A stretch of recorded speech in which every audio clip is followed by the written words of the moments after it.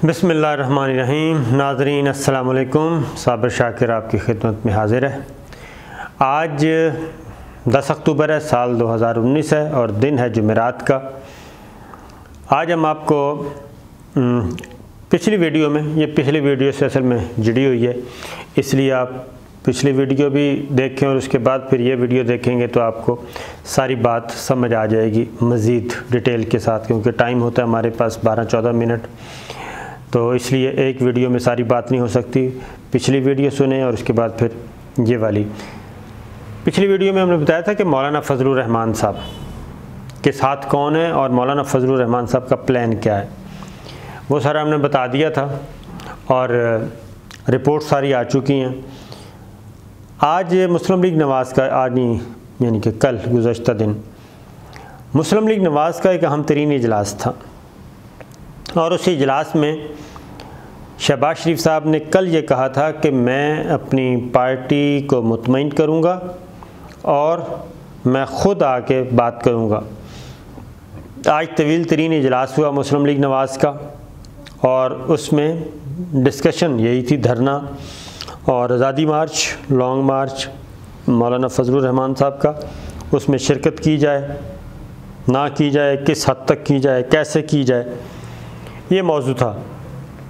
लेकिन इस इजलास से पहले ही कैप्टन सफदर ने वाज़ेह तौर पे मैसेज दे दिया नवाज़ शरीफ साहब की तरफ से कि कोई अगर मगर नहीं है। नवाज़ शरीफ साहब का हुक्म है कि आपने धरने में जाना ही जाना है और इस हुकूमत का ख़ात्मा करना है और उसमें कोई गुंजाइश नहीं है शक की और पीछे हटने की।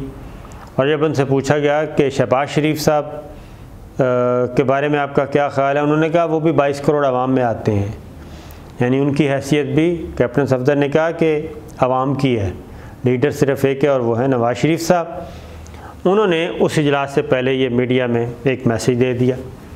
लेकिन इसके बावजूद मुस्लिम लीग नवाज़ का जो बंद कमरे का इजलास हुआ उसमें इत्मीनान हासिल नहीं हो सका, ना ही किसी एक नुक्ते पर इत्तफ़ाक़ हो सका और ख़ास तौर पर इस नुक्ते पर इत्तफ़ाक़ नहीं हो सका कि मुस्लिम लीग नवाज़ को मौलाना के धरने में और लॉन्ग मार्च में शिरकत करनी चाहिए। और उसमें जो गुफ्तगू हुई वो सबसे पहले तो मौलाना फजलुर रहमान साहब के बारे में की। मौलाना फजलुर रहमान साहब बहुत ही क्या कहना चाहिए, तेज़ पॉजिटिव अल्फाज इस्तेमाल करते हैं कि बहुत तेज़ और शातिर हैं और उन पे भरोसा नहीं किया जा सकता। लफ्ज़ तो वहाँ पे कुछ और इस्तेमाल किए गए, उन पे भरोसा नहीं किया जा सकता, वो नाकाबिले एतबार नाकाबिले एतमाद है। और कभी वो कहते हैं लॉन्ग मार्च करना है, कभी वो कहते हैं धरना देना है, तो वो ख़ुद क्लियर नहीं है। तो अगर हम अगर उनके हाथों में इस्तेमाल हो गए तो मौलाना कोई अच्छी सी डील करके हमारा सौदा भी कर देंगे साथ ही और हम देखते रह जाएंगे। ये राय थी शहबाज शरीफ साहब की, आसिन इकबाल साहब की, राजा ज़फ़रुल हक़ साहब की और इनके जो लाइक माइंडेड हैं। दूसरी जानिब थे अमीर मुकाम साहब और जावेद लतीफ़ साहब और वो जो सारा एक ग्रुप है, तलाल चौधरी और वगैरह वगैरह, वो सारे थे। वो कहते थे कि जनाब हमने हर सूरत में जाना है। लेकिन ज़्यादा वज़नी आवाज़ इन लोगों की थी, शहबाज शरीफ साहब की, उस पार्टी के अंदर उस इजलास में। मरियम औरंगज़ेब साहबा भी गूमगू की कैफियत में मुब्तला थीं, कभी वो शहबाज शरीफ साहब को सपोर्ट करती थीं, कभी वो मरियम बीबी को। तो ये था, लिहाजा उन्होंने कहा जी कि मौलाना साहब पे भरोसा नहीं किया जा सकता और हमें मौलाना के धरने का ईंधन नहीं बनना चाहिए और अपनी सियासी क़ुव्वत को ज़ाया नहीं करना चाहिए। क्योंकि अगर नंबर 1 ये कि मौलाना के बारे में कुछ पता नहीं, दूसरा ये कि अगर ये डील करके साइड पे हो गए तो हमारे पल्ले क्या रहेगा, ये था। लिहाजा ये फ़ैसला नहीं हो सका और उसके बाद तय ये पाया कि नवाज़ शरीफ साहब, कल जुमेरात है, मुलाकात का दिन है, तो शहबाज शरीफ साहब के ज़िम्मे लगाया गया कि आप नवाज़ शरीफ साहब को कायल करें कि फ़िलहाल वक्त नहीं है इस हल्ले गुल्ले का और ये धरने का और माहौल भी ऐसा नहीं है, सूरत हाल भी ऐसी नहीं, फेवरेबल नहीं है, तो हम ज़ाया हो जाएंगे। तो शहबाज शरीफ साहब के ज़िम्मे लगाया है कि वो जाके राज़ी करें नवाज़ शरीफ साहब को और मरियम बीबी को। अगर उनकी तरफ से जो भी अनाउंसमेंट आएगी उसी को कारकुन तो उसी को फॉलो करेंगे। लिहाजा ये अब कल मुलाकात पे शहबाज शरीफ साहब जाएंगे तो वो अपने बड़े भाई को और अपने कायद को कोशिश करेंगे मनाने की, क्योंकि हतमी फ़ैसला उन्हीं का होगा। और फिर एक और चीज़ भी सामने आ गई कि ये जो धरना प्लान है ये असल मास्टरमाइंड नवाज़ शरीफ साहब है। उसकी रीज़न क्या है? उसकी रीज़न है कल हाफिज़ हुसैन अहमद साहब ने एक टीवी प्रोग्राम में ये बिल्कुल कह दिया कि जनाब ये फ़ैसला हुआ था जब नवाज़ शरीफ साहब ज़मानत पे थे, जाती उम्रा में थे, 6 हफ्ते की ज़मानत हुई थी। उस वक्त मौलाना गए थे, जरदारी साहब ने भेजा था, मौलाना गए थे जाती उम्रा और वहाँ पे नवाज़ शरीफ साहब के साथ ये तय हुआ था। नवाज़ शरीफ साहब ने कहा था कि ये काम करें। लिहाजा मुस्लिम लीग नवाज़ से मुराद नवाज़ शरीफ हैं, ये हाफिज़ हुसैन अहमद साहब ने इस बात को कन्फर्म कर दिया।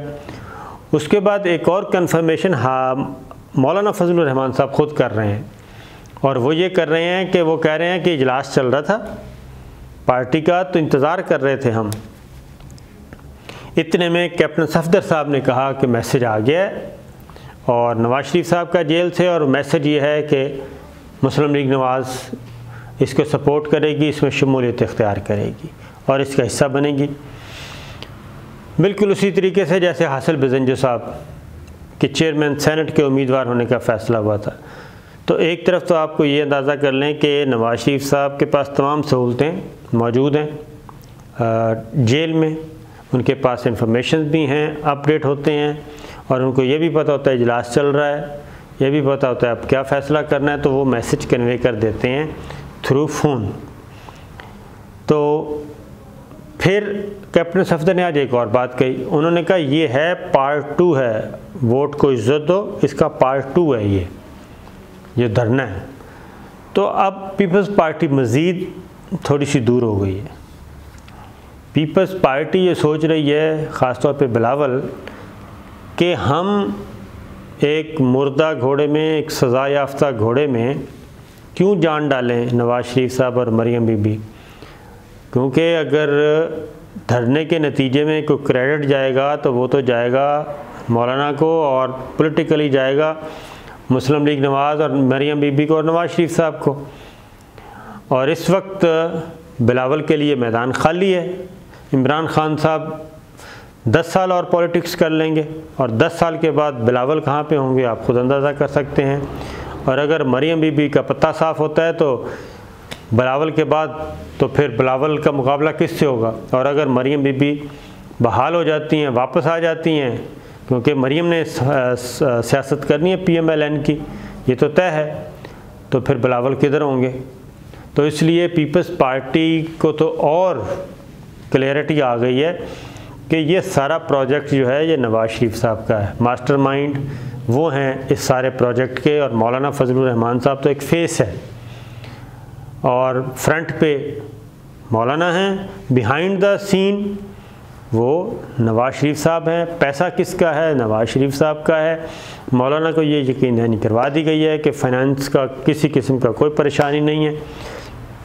इसीलिए मौलाना फजलुर रहमान साहब बड़े यकसू हैं कि जनाब हमारा 27 को शुरू होगा और 31 तक हम इस्लामाबाद पहुंचेंगे, फ़लाँ रास्तों से होते हुए, फ़लाँ जगह से ये काफ़िले, फ़लाँ जगह से ये काफ़िले। तो ये सारी चीज़ मौलाना बहुत क्लियर हैं।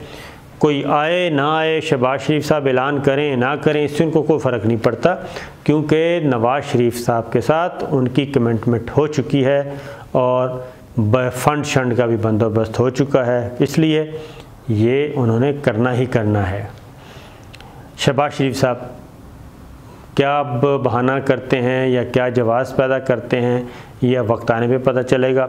और हो सकता है कि जब देखें कि भाई ये तो माहौल ही बदल गया है, वो भी इस बस पे सवार हो जाएं। तो ये चीज़ आप क्लियर कर लें। ये तो था एक सीन। अब कल तक इंतज़ार करें आप दूसरी जानिब एक अच्छी ख़बर मैं आपसे शेयर करना चाहता हूँ, बहुत अच्छी ख़बर है। वो पाकिस्तान का भी क्रेडिट है और वज़ीर-ए-आज़म इमरान ख़ान का भी क्रेडिट है और जनरल कमर जावेद बाजवा साहब का भी क्रेडिट है। क्योंकि आपको पता है कि सऊदी अरब में ऑयल रिफाइनरी पे जब अटैक हुआ अरामको पे, तो ईरान और सऊदी अरब की जंग बस एक लम्हे की ताख़ीर से शुरू होने वाली थी, दरमियान में कुछ नहीं था। अमेरिकन्स और दूसरे जो हैं वो मैदान में आ चुके थे। उन्होंने कहा कि बस आप इशारा करें, हमारे हथियार तैयार हैं। उधर रशिया ने फ़ौरन फ़ोन किया MBS को, मोहम्मद बिन सलमान को, सऊदी क़यादत को कि जनाब आएँ हमारे पास, वो डिफेंस सिस्टम लें और जदीद तरीन दिफाई निज़ाम लें आप। और तो ये सूरत हाल थी। लेकिन पाकिस्तान ने उस वक्त एक अहम तरीन किरदार अदा किया।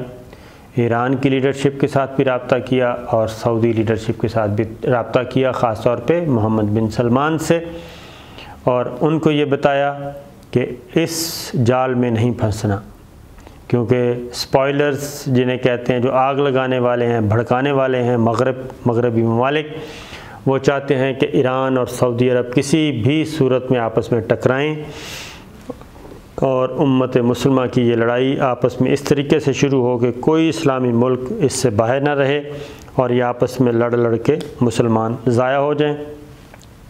और यहाँ पे पाकिस्तान, ईरान, ये रीजन और उधर से सऊदी अरब और गिरदनवा के ममालिक, और ये चीज़ फैलती जानी थी। आपको पता है ईरान इराक जंग पहले कितनी तबाही फैला चुकी है, इराक का सत्यानाश हो गया, ईरान पे पाबंदियाँ आयद हैं, और अब सऊदी अरब को भी इस लपेट में दोबारा ईरान जंग, ये सारा एक पूरा स्क्रिप्ट। तो पाकिस्तान ने उसमें एक अहम किरदार अदा किया था। अब उस वक्त जंग रुक गई और मोहम्मद बिन सलमान से बहुत पॉजिटिव स्टेटमेंट आई, ईरान की तरफ से भी आई, लेकिन मोहम्मद बिन सलमान जिनके मुल्क पे हमला किया गया था उनकी तरफ से आई कि नहीं, हम गैर फ़ौजी हल की तलाश में हैं। पाकिस्तान को ये ज़िम्मेदारी सौंपी गई थी, इमरान ख़ान साहब को सौंपी गई कि जनाब आप आएँ। वो एक बैकडोर चैनल पे पैगामात का तबादला हो रहा था। अब ईरान और सऊदी अरब दोनों की लीडरशिप की तरफ से पॉजिटिव जवाब आ गया और पाकिस्तान के किरदार को तस्लीम कर लिया है। और अब दौरा चीन कल वापस आ रहे हैं इमरान ख़ान साहब, और इसी महीने अक्टूबर में ही, और हो सकता है आइंदा एक हफ़्ते के अंदर अंदर, वज़ीर-ए-आज़म इमरान ख़ान एक विज़िट करेंगे ईरान का और सऊदी अरब का, और इस चीज़ को आगे बढ़ाएंगे। और अगर ईरान और सऊदी अरब की क़यादत एक मेज़ पे बैठ जाती है तो मैं कहता हूँ ये भी एक गेम चेंजर होगा। तो दुआ करते रहें, मज़ीद आपको अपडेट करते रहेंगे। अल्लाह हाफ़िज़।